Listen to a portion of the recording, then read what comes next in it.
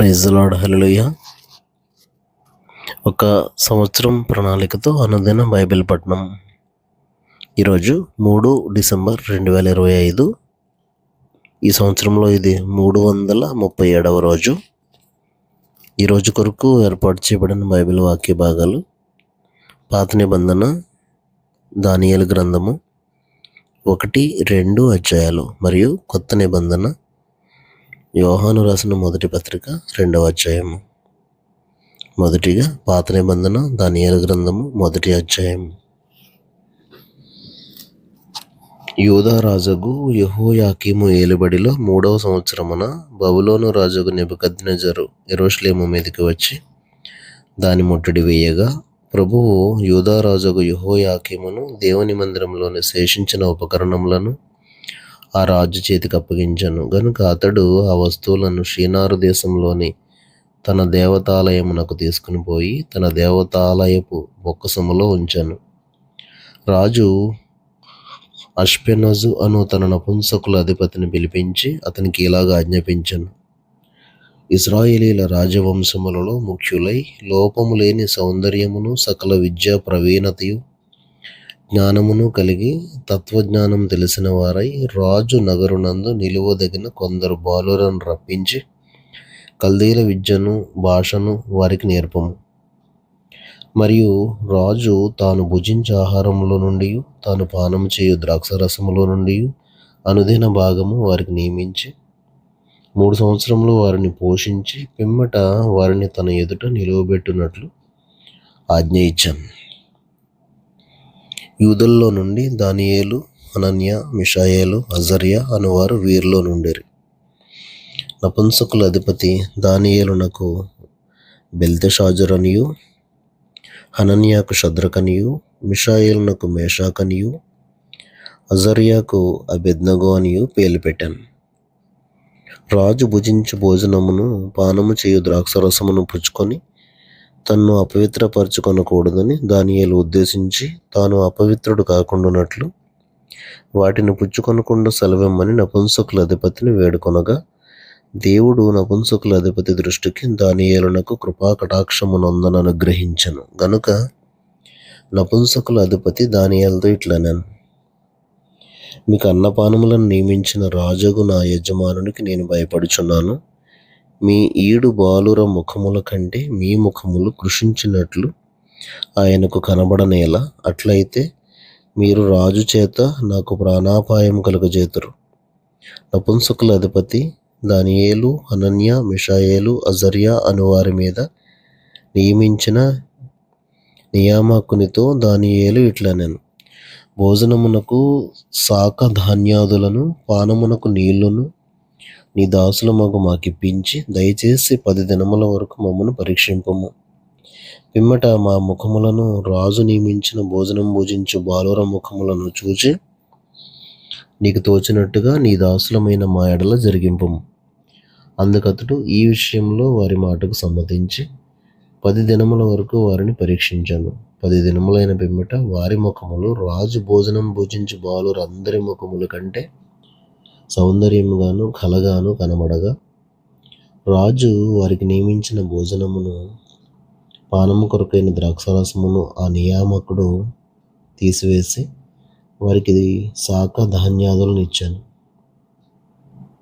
ఈ 4 బాలుర సంగతి ఏమనగా, దేవుడు వారికి జ్ఞానమును సకల శాస్త్ర ప్రవీణతయు వివేచనయు అనుగ్రహించను. మరియు దానియేలు సకల విధములకు దర్శనములను స్వప్న భావములను గ్రహించు తెలివిగలవాడై ఉండెను. నెబుకద్నెజరు తన సముఖమునకు వారిని తేవాలని ఆజ్ఞ ఇచ్చి నియమించిన దినములు కాగానే నపుంసకుల అధిపతి రాజు సముఖమున వారిని నిలువబెట్టాను. రాజు వారితో మాట్లాడగా వారందరిలో దానియేలు, హనన్యా, మిషాయేలు, అజర్యా వంటి వారెవరునూ కనబడలేదు. కనుక వారే రాజు సముఖమున నిలిచిరి. రాజు వీరి యొద్ద విచారణ చేయగా, జ్ఞాన వివేకముల సంబంధమైన ప్రతి విషయములో వీరు తన రాజ్యమందంతట నుండి శకునగాండ్ర కంటెను గారడీ విద్య గల వారందరి కంటెను 10 అంతలు శ్రేష్ఠులని తెలియబడెను. ఈ దానియేలు కోరెషు ఏలుబడిలో మొదటి సంవత్సరం వరకు జీవించెను. దానియేలు గ్రంథము 2వ అధ్యాయము. నెబుకద్నెజరు తన ఏలుబడి యందు 2వ సంవత్సరమున కలలు కనెను. అందును గురించి ఆయన మనస్సు కలతపడగా ఆయనకు నిద్ర పట్టకుండెను. కాగా రాజు తాను కనిన కలలను తనకు తెలియజెప్పుటకై శకునగాండ్రను, గారడీ విద్య గలవారిని, మాంత్రికులను, కల్దీయులను పిలువనంపుడని ఆజ్ఞ ఇయ్యగా వారు వచ్చి రాజు సముఖమున నిలిచిరి.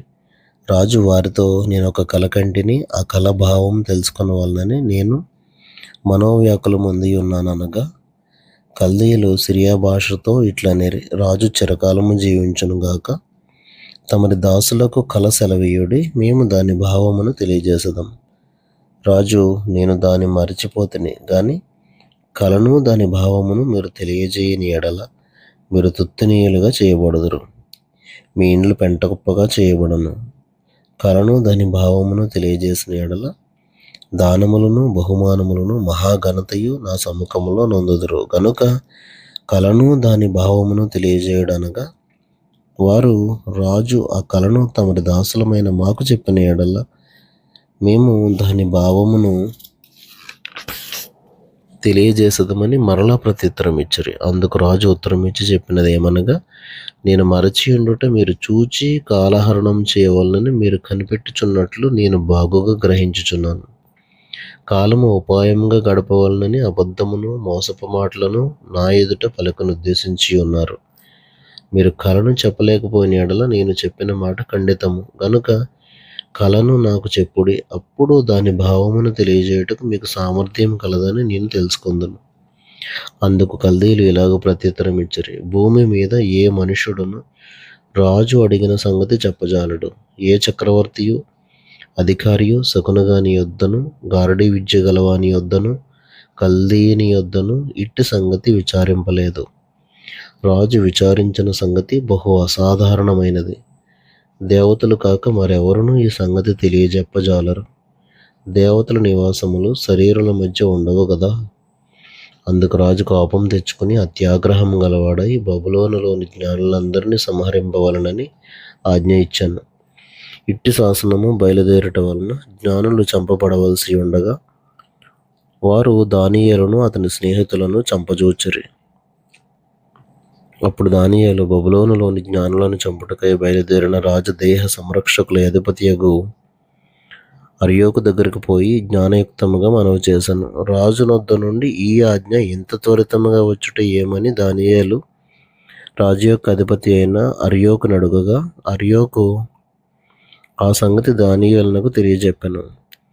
అప్పుడు దానియేలు రాజసన్నిధికి పోయి స్వప్న భావమును తెలియజెప్పుటకై తనకు సమయం దయచేయమని రాజును బతిమాలెను. అప్పుడు దానియేలు తన ఇంటికి పోయి తన స్నేహితులైన హనన్యాకును, మిషాయేలునకును, అజర్యాకును సంగతి తెలియజేసి తానును తన స్నేహితులను బబులోనులో తక్కిన జ్ఞానులతో కూడా నశింపకుండునట్లు ఆ కల యొక్క మర్మ విషయములో పరలోకమందున్న దేవుని వలన కటాక్షం పొందు నిమిత్తమై ఆయనను వేడుకొనుడని వారిని హెచ్చరించాను. అంతటా రాత్రి అందు దర్శనం చేత ఆ మర్మము దానియేలునకు బయలుపరచబడను. గనుక దానియేలు పరలోకమందున్న దేవుని స్తుతించెను.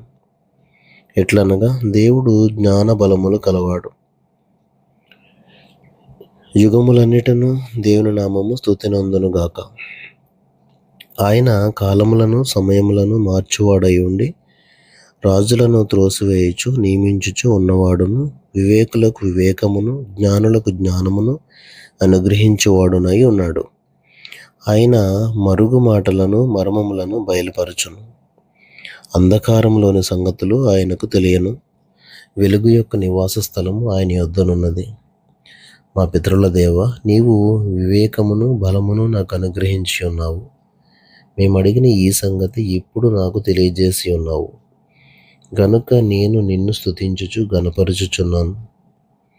ఎలయనగా రాజు యొక్క సంగతి నీవే మాకు తెలియజేసితివని దానియేలు మరలా చెప్పాను. ఇట్లుండగా దానియేలు బబులోనులోని జ్ఞానులను నశింపజేయుటకు రాజు నియమించిన అర్యోకునొద్దకు వెళ్ళి, బబులోనులోని జ్ఞానులను నశింపచేయవద్దు, నన్ను రాజు సముఖమునకు తోడుకొని పొమ్ము. నేను ఆ కల భావమును రాజునకు తెలియజేసేదనెను. కావున అర్యోకు రాజునకు భావం తెలియజెప్పగల యొక్క మనుషుని చెరపట్టబడిన యూదులలో నేను కనుగొంటినని రాజు సముఖమున మనవి చేసి దానియేలును త్వరగా రాజు సన్నిధికి తోడుకొని పోయాను. రాజు, నేను చూచిన కలయు దాని భావమును తెలియజెప్పుట నీకు సఖ్యమా అని బెల్తెషాజరు అను దానియేలును అడుగగా, దానియేలు రాజు సముఖంలో ఇలాగ ప్రత్యుత్తరం ఇచ్చాను. రాజు అడిగిన ఈ మర్మము జ్ఞానులైనను, గారడీ విద్య గలవారైనను, శకునగాండ్రైనను, జ్యోతిష్కులైనను తెలియజెప్పజాలరు. అయితే మర్మములను బయలుపరచగల దేవుడొకడు పరలోకమందున్నాడు. అంత్యదినముల యందు కలగబోవు దానిని ఆయన రాజుకు నెబుకద్నెజరునకు తెలియజేశాను.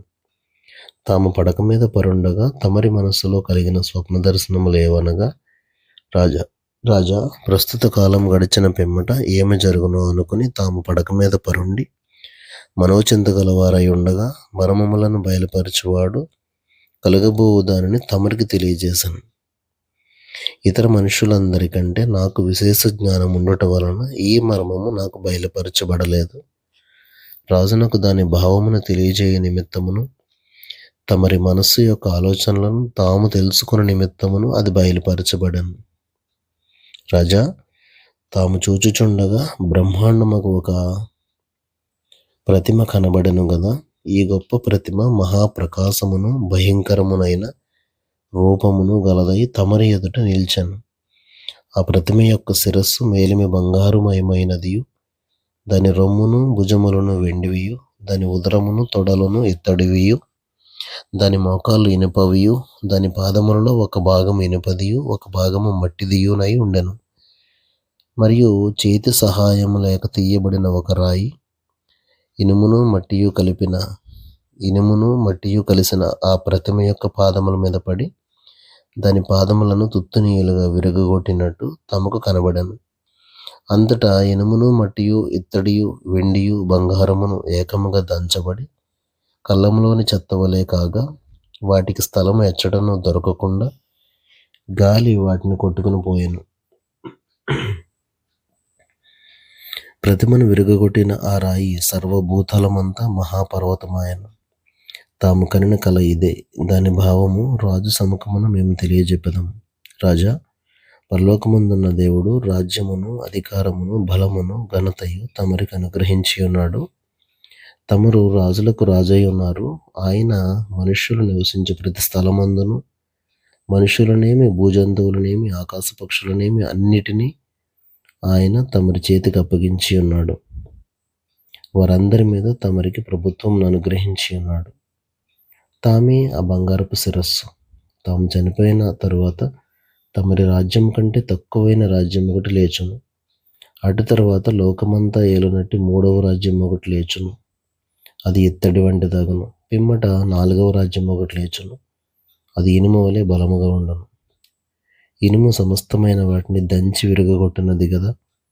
ఇనుము పగలగొట్టినట్లు అది రాజ్యములన్నిటినీ పగలగొట్టి పొడి చేయను.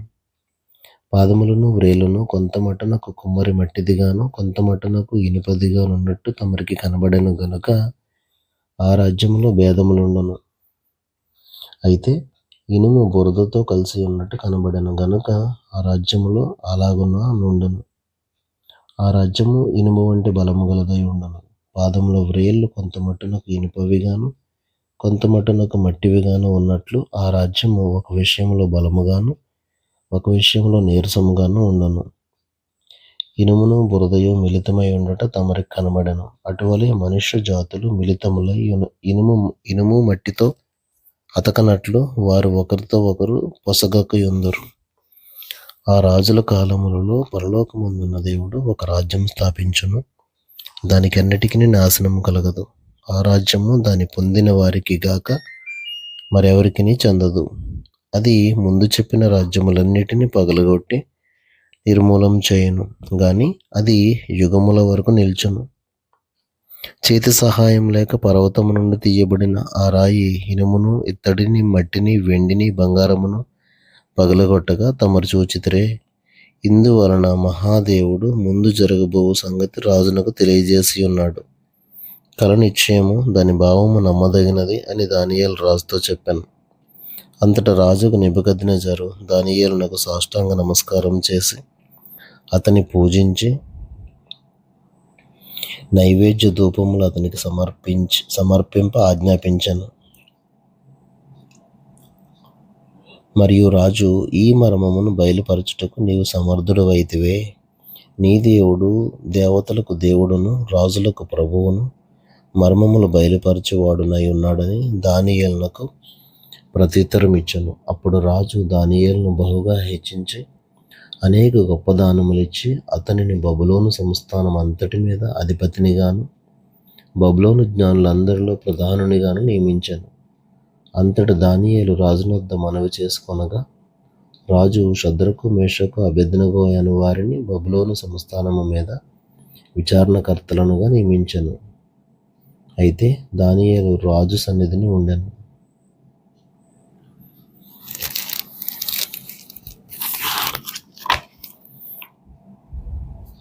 క్రొత్త నిబంధన యోహాను రాసిన మొదటి పత్రిక 2వ అధ్యాయము 29 వచనాల్లో, నా చిన్న పిల్లలారా, మీరు పాపం చేయకుండుటకై ఈ సంగతులను మీకు రాయుచున్నాను.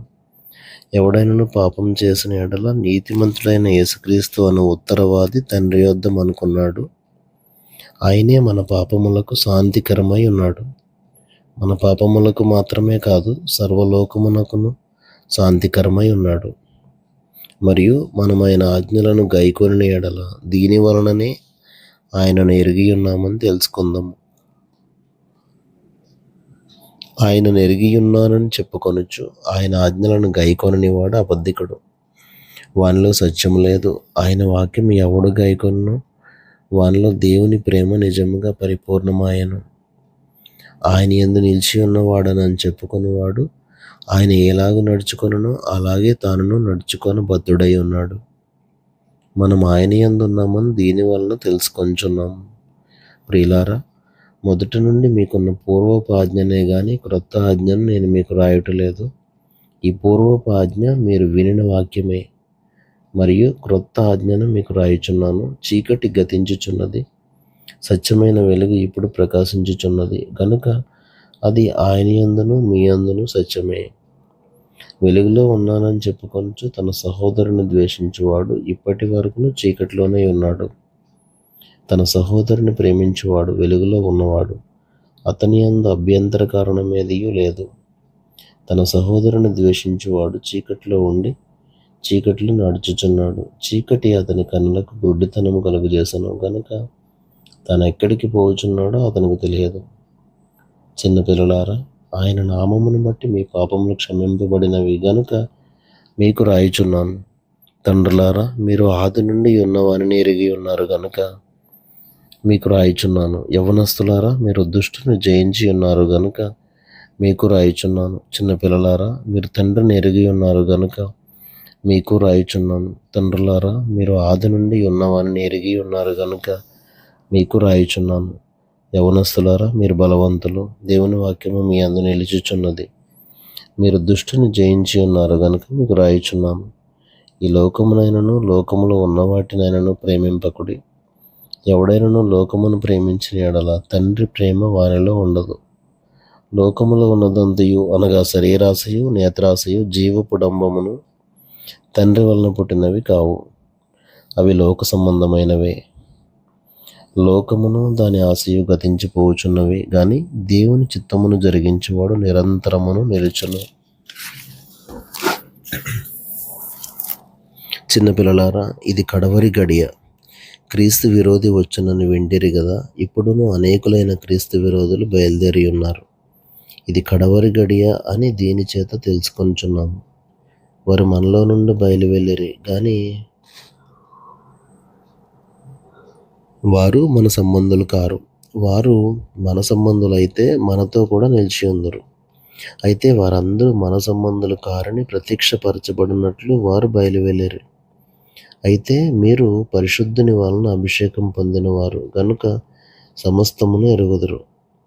మీరు సత్యం ఎరగని వారైనందున నేను రాయలేదు గాని మీరు దానిని ఎరిగి ఉన్నందునను ఏ అబద్ధమును సత్య సంబంధమైనది కాదని ఎరిగి ఉన్నందునను మీకు రాయుచున్నాను. యేసు క్రీస్తు కాడని చెప్పేవాడు తప్ప ఎవడ అబద్ధికుడు? తండ్రిని కుమారుని ఒప్పుకొనని వీడే క్రీస్తు విరోధి. కుమారుని ఒప్పుకొనని ప్రతి వాడును తండ్రిని అంగీకరించువాడు. కుమారుని ఒప్పుకొనని ప్రతివాడును తండ్రిని అంగీకరించేవాడు కాడు. కుమారుని ఒప్పుకొనివాడు తండ్రిని అంగీకరించేవాడు. అయితే మీరు మొదటి నుండి దేనిని వింటారో అది మీలో నిలువనీయుడి. మీరు మొదటి నుండి వినినది మీలో నిలిచిన ఎడల మీరు కూడా కుమారుని అందును తండ్రి అందును నిలుతురు. నిత్య జీవం అనుగ్రహించునన్నదియే ఆయన తానే మనకు చేసిన వాగ్దానము. మిమ్మల్ని మోసపరచు వారిని బట్టి ఈ సంగతులు మీకు రాసి ఉన్నాను. అయితే ఆయన వలన మీరు పొందిన అభిషేకం మీలో నిలుచుచున్నది గనుక ఎవడునూ మీకు బోధింపనక్కర్లేదు. ఆయన ఇచ్చిన అభిషేకం సత్యమే గాని అబద్ధము కాదు. అది అన్నిటినీ గూర్చి మీకు బోధించుచున్న ప్రకారముగాను ఆయన మీకు బోధించిన ప్రకారముగాను ఆయనలో మీరు నిలుచుచున్నారు. కాబట్టి చిన్నపిల్లలారా, ఆయన ప్రత్యక్షమగనప్పుడు ఆయన రాకడ యందు మనము ఆయన ఎదుట సిగ్గుపడక ధైర్యం కలిగియుండునట్లు మీరు ఆయన యందు నిలిచియుండుడి. ఆయన నీతిమంతుడని మీరు ఎరిగి ఉన్న ఎడల నీతిని జరిగించే ప్రతి వాడును ఆయన మూలముగా పుట్టియున్నాడని ఎరుగుదురు. దేవుడు తన పరిశుద్ధ వాక్యమును మన వినికిడిలో దీవించునుగాక. ఆమేన్.